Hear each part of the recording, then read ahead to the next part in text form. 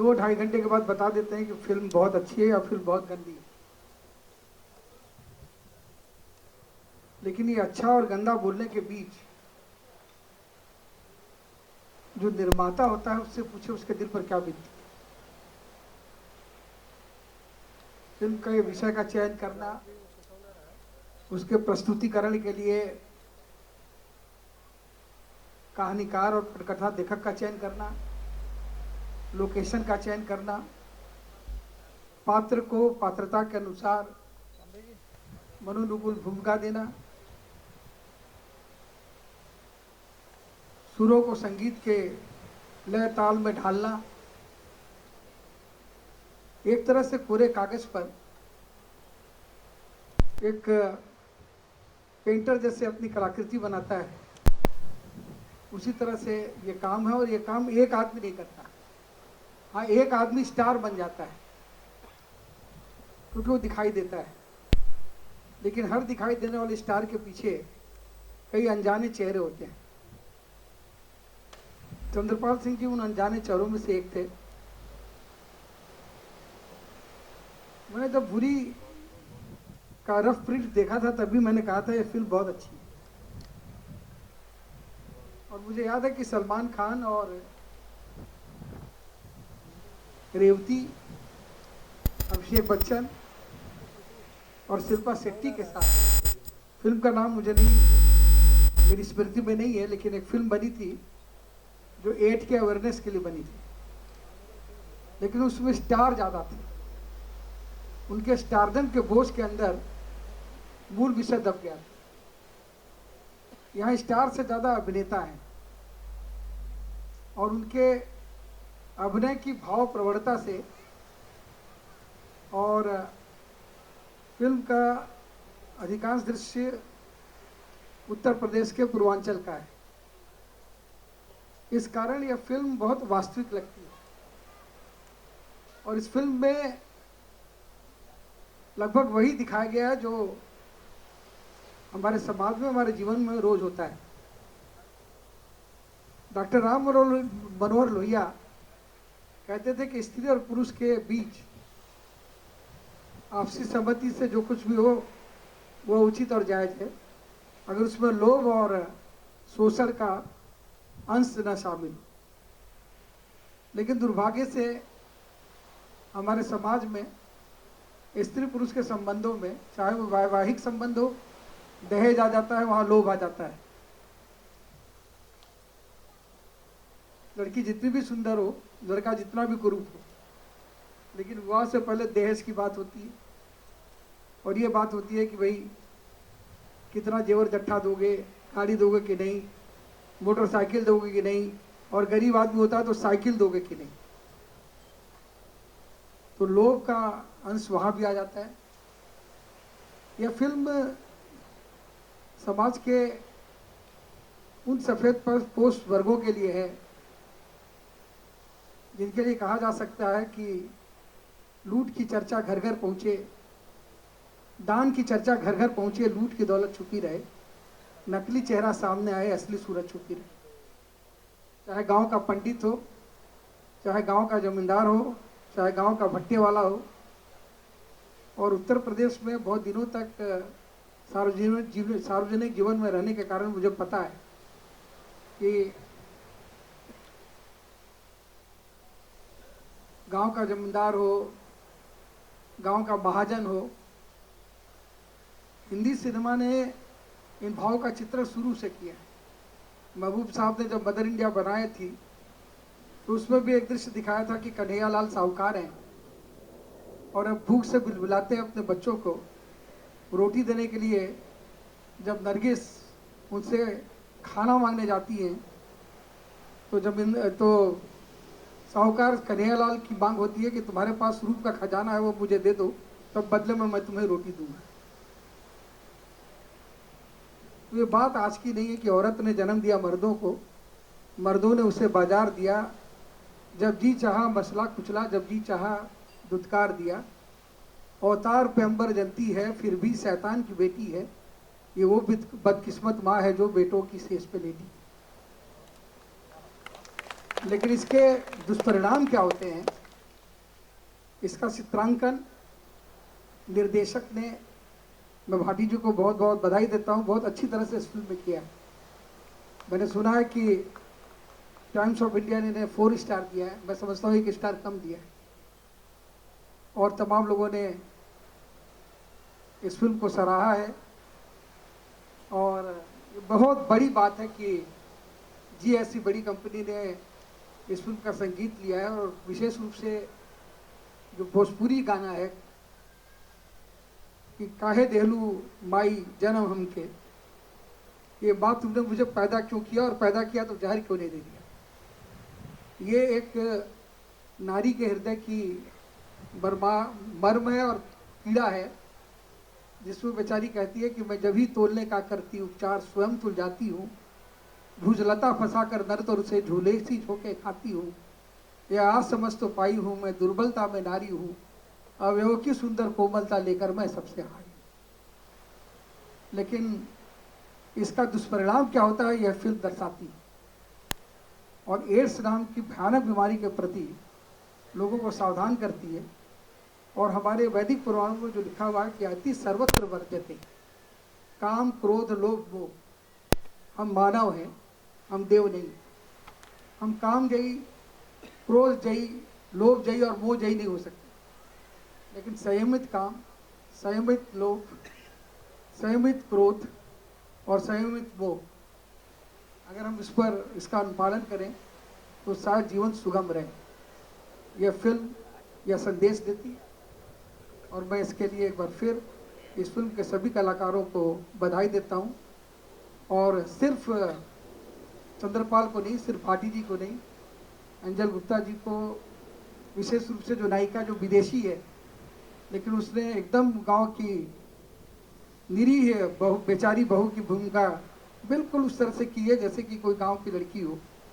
और तमाम कलाकारों को, तकनीकी लोगों को, पूरी टीम को मैं बधाई देता हूँ। प्रसिद्ध निर्देशक निर्माता राज कपूर कहते थे, अच्छी फिल्म बाबू बनती नहीं है, बनाते नहीं हैं, बन जाती है जी। अच्छी फिल्म बन गई है जी, अब आप लोग इसे देख करके हिट करेंगे। बहुत बहुत धन्यवाद। बहुत बहुत शुक्रिया सर। मैं स्टेज पर बुलाना चाहूँगा फिल्म के प्रोड्यूसर श्री चंद्रपाल सिंह जी को, फिल्म के डायरेक्टर श्री जसबीर भाटी जी को, म्यूजिक डायरेक्टर संजय पाठक जी को, इंजल गुप्ता जी को। प्लीज आइए।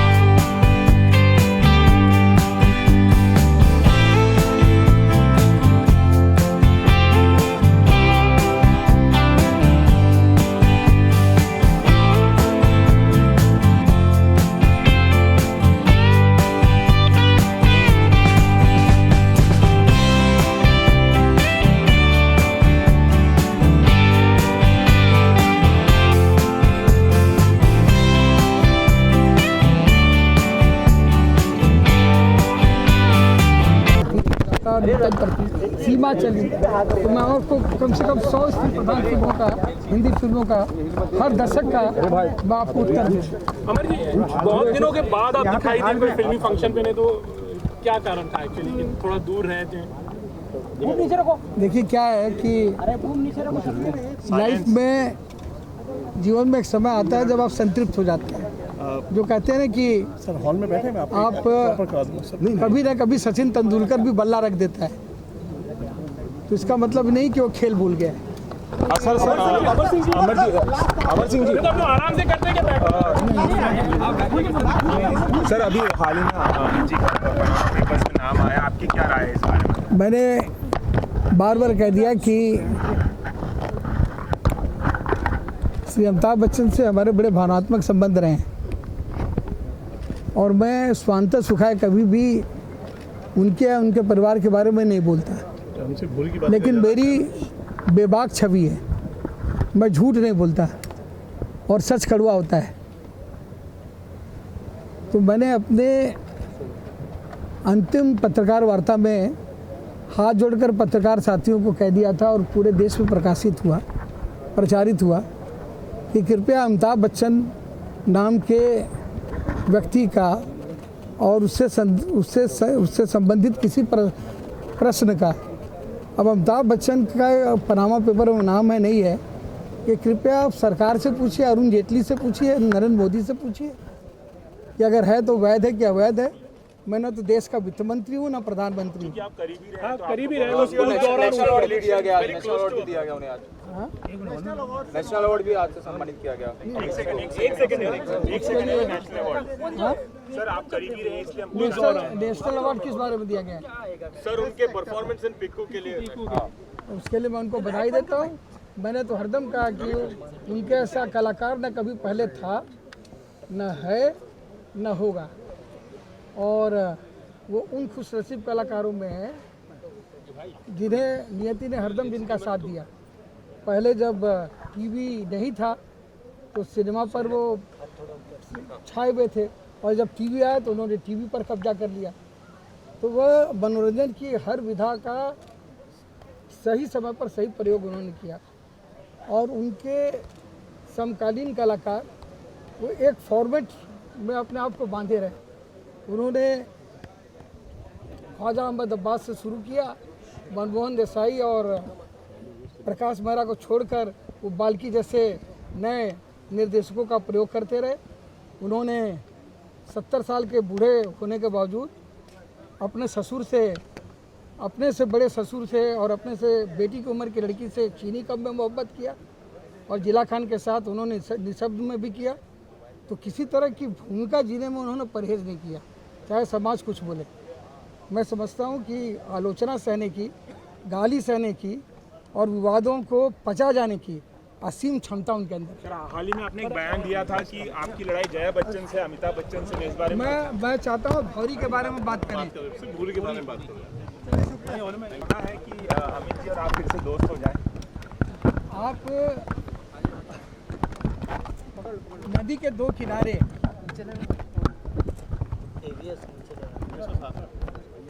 किनारे साथ साथ चलते दिखाई देते हैं, लेकिन कभी मिल नहीं सकते।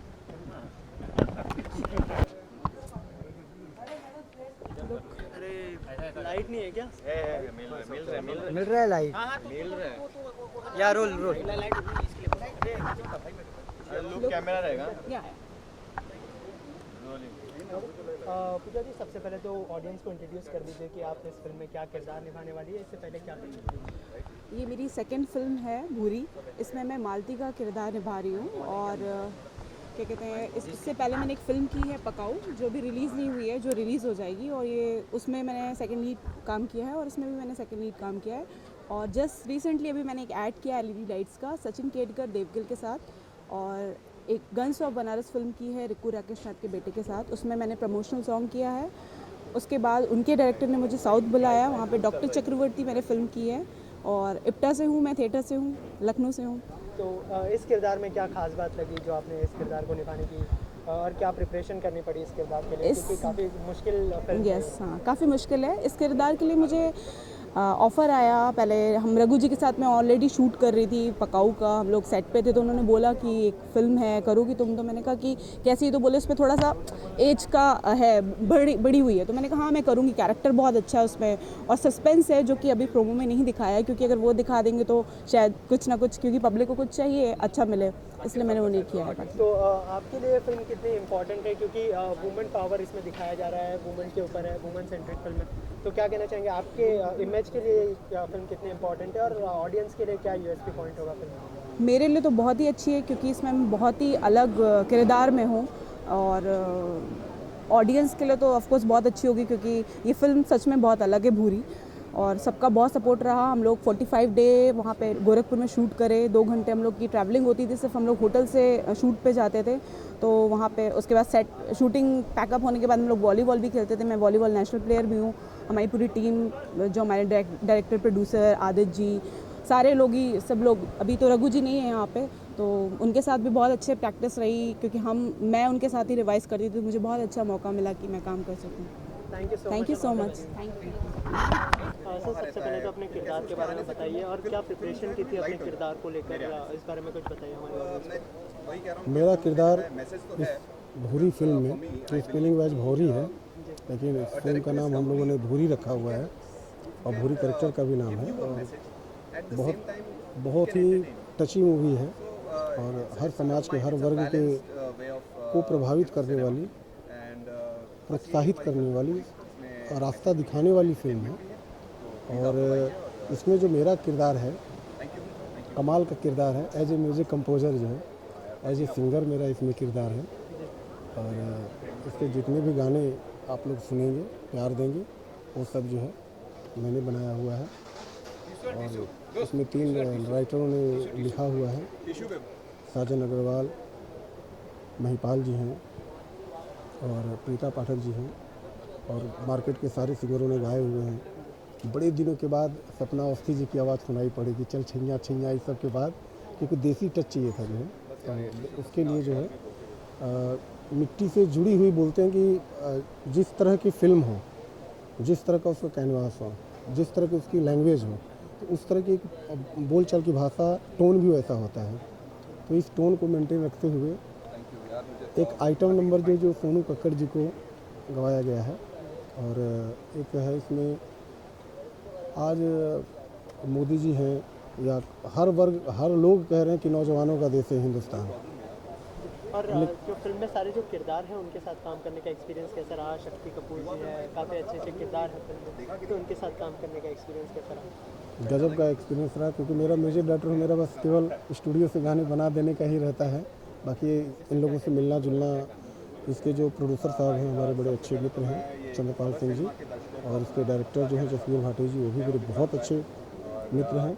तो ये मित्रता की वजह से जो है कहीं ना कहीं बीच बीच में मैं शूटिंग पे जाता रहा, सारे किरदारों से मिलता रहा, मज़ा मस्ती के साथ हम लोगों ने ये फिल्म बहुत प्यार से बनाई हुई है, और अच्छी चीज़ निकल के आई हुई है। Thank you so much. शुक्रिया। विक्रांत जी, सबसे पहले तो अपने किरदार के बारे में ऑडियंस को थोड़ा ब्रीफ कर दीजिए, किस तरह का किरदार है और क्या प्रिपरेशन की है अपने किरदार को लेकर? देखिए, जो फिल्म है इसमें मेरा नाम है शेखर, और मुझे सर ने बताया था कि ये जो एक्टर है, ये जो कैरेक्टर है, ये कैरेक्टर यंगस्टर है, और ज़्यादा कोई वो नहीं था इसमें, ज़्यादा मुश्किल नहीं थी, बस इसको समझना था कि एक यंगस्टर है जो शहर से आता है गांव में, गांव के लोग हैं, और एक डॉक्यूमेंट्री जैसे शूट करना चाहता है, या शायद ये बीएमएम का स्टूडेंट होगा या बीएमएस का स्टूडेंट होगा, और एक डॉक्यूमेंट्री बनाना चाह रहा होगा, अपना कुछ प्रोजेक्ट बनाना चाह रहा होगा, तो ये आता है गांव में आता है, और इसके आने से गांव वालों का क्या रिएक्शन होता है, कैसे ये गांव वालों में घुलता है, मिलता है, गांव वाले इसको कैसे ट्रीट करते हैं, ये गांव वालों को कैसे ट्रीट करता है, अब कहानी इसके आने से कैसे मोड़ लेती है, वो इस फिल्म का किरदार है। गांव वाले इसको प्यार से फिल्मी बाबू बोलते हैं।